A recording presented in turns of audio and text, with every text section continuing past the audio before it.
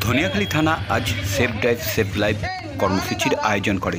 প্রথমে ধনিয়াখালী থানা থেকে একটি র্যালির আয়োজন করা হয় মদনমোহনতলা পর্যন্ত।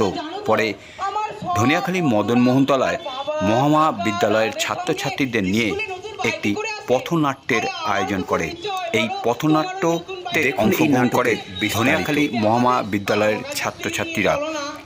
এর নেতৃত্ব দেন ধনিয়াখালী থানার অফিসার সুবীর গোস্বামী। আচ্ছা দাদা, তাহলে ওই বর্দি ভাই ফোটায় আমাদের দুজনকে যে দুটো হেলমেট দিয়েছিল ওই নিয়ে আসি। হেলমেট? আবার হেলমেট? এই তো 5 মিনিটের পর এতে আবার হেলমেট? আহা, তোমার ছোট ভাই তো ভালো কথাই বলছে। দেখছো তো দিনকালের কি অবস্থা, প্রতিদিন কত মৃত্যু মিছিল হচ্ছে এই হেলমেট না পরার জন্য। এই দেখলে তো গত সপ্তাহে ধনিয়াখালী হল্টে কি ভয়ঙ্কর অ্যাক্সিডেন্টটাই না হলো। ওই ছেলেটিও তো হেলমেট পরেনি, তার জন্য ছেলেটিকে মৃত্যু পর্যন্ত সহ্য করতে হলো। যদি হেলমেটটা পরতো তাহলে হয়তো মৃত্যুটা হতো না। তাই জন্য বলি হেলমেটটা পরে যাও। বাবা তুমি চুপ করো তো।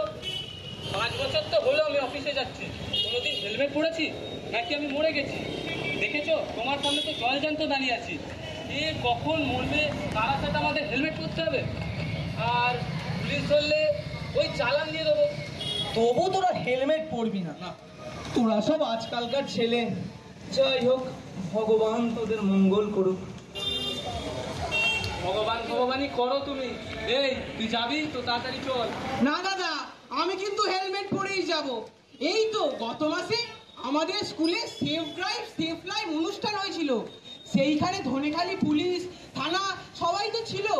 আর যারা হেলমেট না পরে গাড়ি চালাচ্ছিল তাদেরকে আমরা গোলাপ ফুল দিয়ে হেলমেট পরার অনুরোধ করেছি। আর সেইখানে আমি হেলমেট পরে চলে যাব না?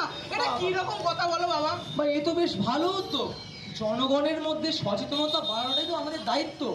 আর হেলমেট পরলে যে কত সুরক্ষা পাওয়া যায় তা তোদের কিভাবে বোঝাই বল। বাবা তুই কিন্তু হেলমেটটা পরে যাস, তোর বড় ভাইটা শুনিস না। তোমাদের অত জ্ঞান দিয়ে লাভ নেই। এই তুই যাবি তো তাড়াতাড়ি চল। হ্যাঁ, আমি হেলমেটটা নিয়ে আসি। ছোট ভাইকে নিয়ে যাচ্ছ, যাও।